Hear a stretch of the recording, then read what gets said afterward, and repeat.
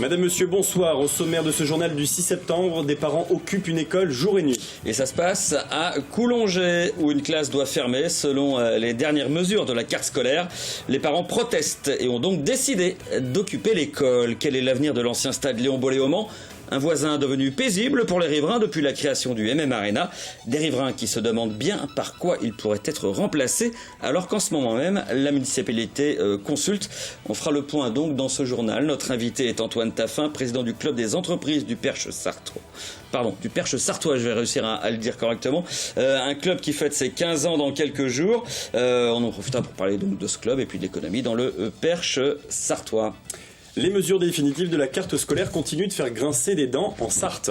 Et si à Savigny-l'Évêque, la classe menacée a été sauvée hier, comme dans l'école du Guet-le-Vent à Sablé, ce n'est pas le cas à Montmirail, où la fermeture d'une classe est toujours d'actualité.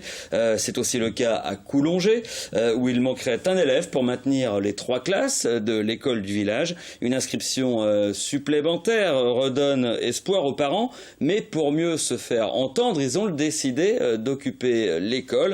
4 tentes ont été plantées dans la cour. Diane Lemoisson. Un message on ne peut plus clair pour les enfants, les parents et même l'ensemble du village qui se mobilise pour préserver la 3e classe de l'école primaire de Coulonges. Depuis hier, les enfants sont en récréation permanente et l'école est occupée. Marc et Peggy ont passé la nuit dans une de ces tentes pour leurs enfants. Ils comprennent qu'on se bat pour notre classe.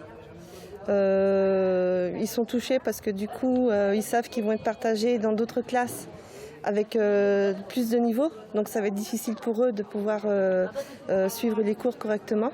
L'histoire commence jeudi après le passage de l'inspecteur de la circonscription.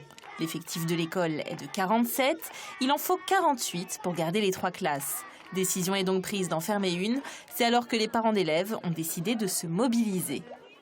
Donc on s'est mobilisé tout le week-end sur le comice agricole, des pétitions, choses comme ça. On a trouvé un élève, donc aujourd'hui on est 48. Mais on attend toujours, on ne donne pas réponse, ils ne veulent rien savoir, on ne sait pas. Donc on s'est encore mobilisé ce matin avec les parents d'élèves. Nous avons été au LUD, dans la ville de M. de Nicolaï, qui nous soutient, avec des pétitions. Pendant 1h30, on a retenu 500 signatures. Avec celles recueillies sur le comice agricole, ils en sont à 1100 signatures. Avec 2 élèves handicapés dans l'école et les soins particuliers dont ils ont besoin pour mener à bien leur scolarité, les parents sont plus que jamais déterminés. Ils ont déjà organisé un planning pour tenir jusqu'à la semaine prochaine. On perd une classe et les enfants, les parents vont dire c'est mal, il y a trop d'élèves par rapport pour 2 profs, c'est pas possible. Les gens, il faut faire quoi? Ils vont mettre leurs enfants ailleurs, on va perdre quoi après? On va perdre le commerce, le village va être mort. Donc il faut qu'on garde cette école avec 3 classes, absolument. De la fermeté, les parents d'élèves n'en manquent pas. Il ne reste qu'à attendre la décision du directeur d'académie, dont ils sont sans nouvelles pour le moment. Alors le directeur académique justement que nous avons sollicité a réagi. Pour lui, un élève ne change rien, je cite. La fermeture de classe est donc maintenue. Retour au Mans où un radar d'un nouveau type a été mis en place. Il s'agit d'un radar automatique qui peut être déplacé et qui n'a pas besoin de source d'électricité à proximité, d'où son nom de radar autonome. Vous le voyez sur les images, un radar utilisé depuis ce lundi sur la 11 près de l'échangeur Le Mans Nord pour assurer la sécurité d'un chantier sur un ouvrage d'art. La vitesse étant abaissée à 110 km/h à cet endroit. Ce radar est le premier de ce type en Sarthe. Il sera en place précisément jusqu'au 14 octobre avant d'être déplacé vers un autre site, Maxime. On reste au Mans, toujours où les riverains de l'ancien stade Léon Bollée s'inquiètent pour leur cadre de vie.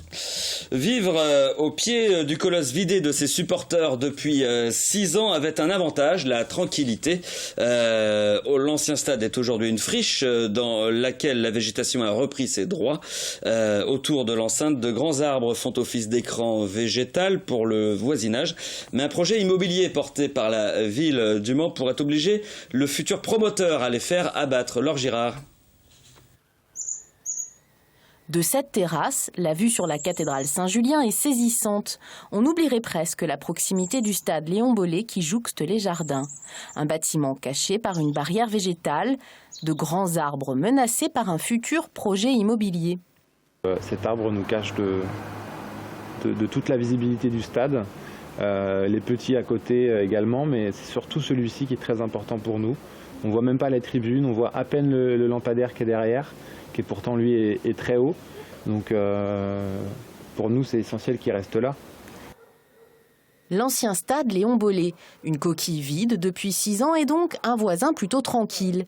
D'ici quelques années, il pourrait être remplacé par un nouveau quartier sur ses 3,8 hectares de terrain. Le propriétaire, la ville du Mans, prévoit en l'état 120 logements avec une majorité de maisons individuelles et de petits immeubles. Fidèle à l'esprit de ce quartier pavillonnaire, mais l'association des riverains veut des garanties. Nos principales inquiétudes, ça serait d'avoir une municipalité qui présente un cahier des charges pour faire un appel d'offres à promoteur pour gérer ce dossier de reconstruction d'un nouveau quartier, sans qu'on ait suffisamment d'informations et sans que nos préoccupations aient été prises en compte. Les élus du Mans, de leur côté, veulent rassurer. L'heure est justement à la prise en compte des problématiques de chacun. La préservation de l'écran vert que forment les grands arbres est stipulée dans le cahier de consultation, mais à ce jour, aucune garantie ne peut être apportée. La question est toujours la même, vous avez des arbres avec un certain nombre de mètres de racines et la question qui se pose, c'est pas seulement de conserver l'arbre, c'est d'avoir effectivement un certain espace, puisque si vous avez les racines qui se brisent, vous avez de toute façon l'arbre qui doit être abattu. Enfin, la grande tribune, visible de très loin, restera-t-elle en place ou non? La question reste entière et sera soumise aux architectes qui voudront bien répondre à l'appel à projet. Un projet lancé par la ville courant octobre. Après la rentrée des classes, bientôt celle des cours du soir. Exemple aux Beaux-Arts du Mans qui termine sa campagne d'inscription. Et oui, 250 personnes de tous niveaux et de tous âges suivent chaque année les cours dispensés par les professeurs de cette école des Beaux-Arts. Ils ont lieu du lundi au vendredi, de 18h à 20h, peinture acrylique, à l'huile, croquis ou encore histoire des arts. Voilà pour les principaux enseignements. Les plus assidus bénéficient donc d'une formation plutôt complète. Parmi eux, des lycéens qui utilisent ces cours comme une prépa au concours des écoles. C'est ce que nous explique Pauline Lebrun, elle est chargée de communication et des relations internationales de l'école des Beaux-Arts du Mans. On a beaucoup de lycéens en fait qui viennent ici, qui prennent des cours et qui souhaitent effectivement poursuivre en études supérieures dans un domaine artistique. Alors ils viendront pas forcément en école d'art, mais ils viennent pour approfondir des connaissances et compléter leurs connaissances qu'ils ont au lycée, qu'ils obtiennent au lycée. C'est conseillé d'ailleurs d'assister à ces cours du soir quand on est lycéen pour... Oui, c'est très conseillé, d'autant plus que effectivement nos enseignants ici à l'école font passer le concours pour l'entrée à l'école en première année et du coup évidemment ils répondent aux questions des lycéens qui préparent les concours d'entrée. Allez, info pratique, début des cours, c'est le 12 septembre, les tarifs de 95 à 296 € suivant le quotient familial. Les moins de 15 ans pourront quant à eux suivre leur propre cours d'initiation. Un mot d'économie avec notre invité, Mickaël. Et oui, Antoine Taffin, bonsoir. Bonsoir. Vous allez nous emmener dans le nord-est de la Sarthe, puisque vous êtes le président du club des entreprises du Perche sartois. Vous fêtez d'ailleurs votre 15e anniversaire prochainement. J'aimerais bien qu'on voit l'affiche de votre soirée que vous organisez, la voilà. Que nous arrive-t-il? Soirée organisée le 21 septembre à 18h, salle Athéna. Ça, c'est pour le qui, quoi, où. Que nous arrive-t-il? C'est la question que vous posez. Pourquoi poser cette question? Alors, on est aujourd'hui dans une économie qui oscille, on ne sait pas de quoi demain est fait, on a un contexte qui n'est pas toujours évident pour les entreprises. L'objectif du club, en tout cas, c'est de rassembler, de fédérer et de partager des expériences, c'est de mutualiser des compétences, c'est d'arriver à accueillir les nouvelles entreprises qui veulent s'installer sur le bassin, c'est travailler ensemble sur des sujets sociaux, économie, c'est participer à des plénières sur différents thèmes qui peuvent être le management, le social, l'économie d'énergie. Donc on représente 50 chefs d'entreprise et au total en consolidé, c'est plus de 5000 collaborateurs qui se rassemblent pour réfléchir ensemble et pour progresser. Et là, vous allez réfléchir en compagnie d'un philosophe. Exactement, on reçoit quelqu'un qui est assez connu, qui s'appelle Marc Alévi, qui est un physicien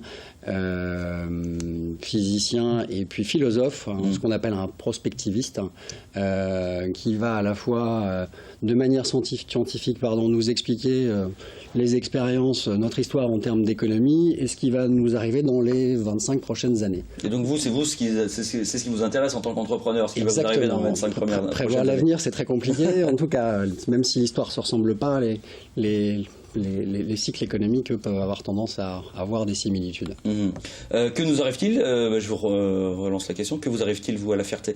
Est-ce que ça se passe bien? Comment se porte le tissu économique du côté du Perche sartois? Alors ça dépend ça dépend des activités. Le bâtiment a toujours tendance à souffrir. L'industrie se stabilise. La partie service se porte plutôt bien. Donc on est vraiment... il faudrait observer au cas par cas précisément. On essaie en tout cas tous ensemble de réfléchir à comment faire de l'emploi, à comment grandir tous ensemble, et ça c'est l'objectif.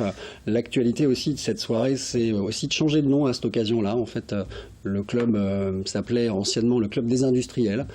On s'est aperçu en se regroupant qu'on n'était pas seulement industriel, mais il y avait de plus en plus de corps de métiers différents. Donc, vous voulez être plus représentatif? Voilà, exactement. Une diversité, d'une dynamique, ça veut dire une dynamique dans votre bassin? C'est tout à fait ça. On a un tissu d'entreprise assez riche, avec des gens qui sont dynamiques, des élus locaux qui se bagarrent avec nous pour faire de l'emploi. Donc ça avait du sens de changer de nom à cette occasion, le 21 septembre. Vous êtes par ailleurs directeur général de Delta Technologies. Tout à fait. On est plutôt sur du high-tech, c'est ça? Oui, c'est ça, c'est une société d'informatique. La Ferté, c'était Artec, c'est plus Artec, la Ferté. C'est plus Artec. Est-ce que c'est un manque pour l'économie locale, pour vous les chefs d'entreprise? Ça donnait une certaine notoriété à la ville, une certaine exposition. Je pense que la partie restauration, effectivement, avait un lien d'un effet bénéfique, la manifestation. Après, on était sur une manifestation qui avait des ingénieurs de manière ponctuelle de partout en France. Pas d'énormes interactions parce que l'événement court avec les acteurs, les entreprises. Maintenant, ça a permis de faire connaître la ville de ça faisait une bonne pub, mais pas vraiment de développement. À part, encore une fois, sur le commerce de restauration, où auquel cas, il y a un vrai manque pour eux. Ouais. Merci Antoine Taffin. J'aimerais bien que vous nous rappeliez le rendez-vous et surtout comment on peut réserver ces places pour assister à cette soirée. Alors la soirée, c'est le 21 septembre à la salle Athéna à 18h. Et puis le plus simple, c'est de taper Club des entreprises du Perche sartois sur Google. Vous serez redirigé sur le site internet. La place coûte 10 € et c'est ouvert à tout le monde. Merci beaucoup d'être venu dans ce journal. C'est la fin de ce journal. Merci de l'avoir suivi. On se retrouve dans un instant, Mickaël, pour le Face à la Rédac. Mais avant ça, ce sera la météo. À tout de suite. 18h15 cette semaine avec la Foire du Mans du 8 au 12 septembre en route vers l'espace.